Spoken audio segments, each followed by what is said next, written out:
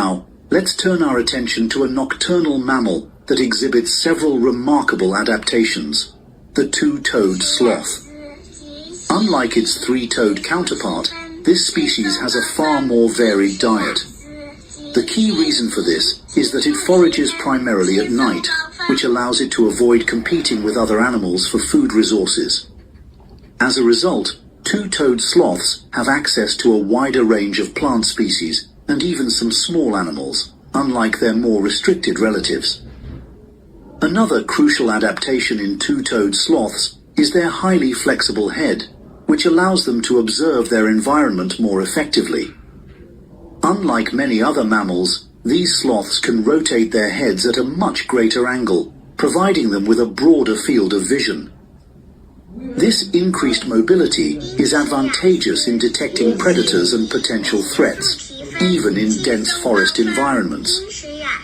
Additionally, these animals possess the ability to regulate their body temperature based on surrounding conditions.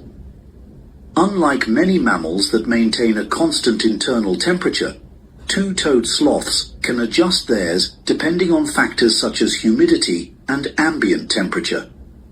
This helps them conserve energy, which is essential for survival, given their slow metabolic rate.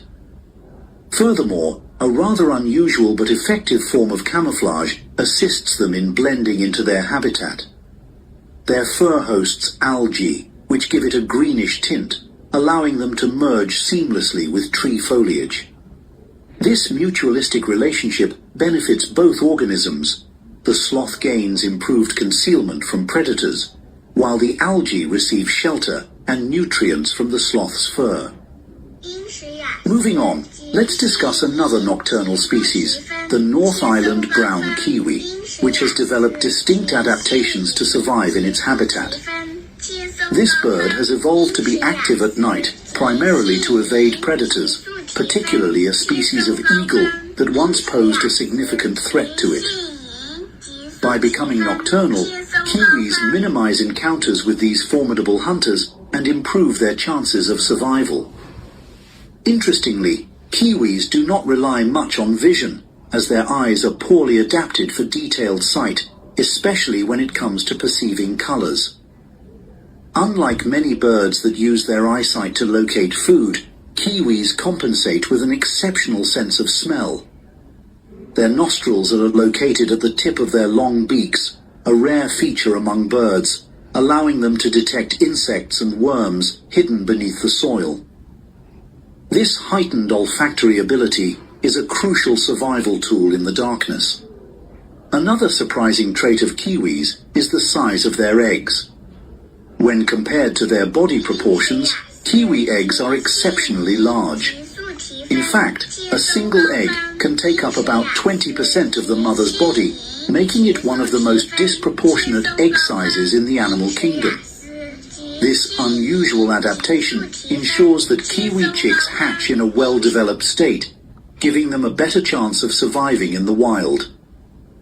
Finally, let's turn our attention to bats, the only mammals capable of sustained flight. One of their most remarkable adaptations is the presence of specialized skin on their ears, which enhances their ability to use echolocation.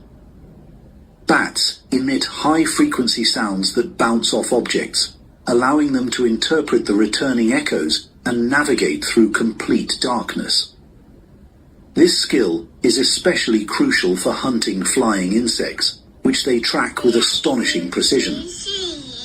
An additional fascinating feature of bats relates to their sleeping posture. Unlike most animals that rest on solid ground, bats sleep while hanging upside down. This is made possible because their claws remain securely hooked onto surfaces due to gravity. Unlike human hands, which require muscle effort to grip objects, bats' tendons naturally lock in place, ensuring that they do not fall while resting. This efficient mechanism enables them to conserve energy and remain safely out of reach of predators. In conclusion, nocturnal animals have developed an array of specialized traits that allow them to thrive in environments where others struggle.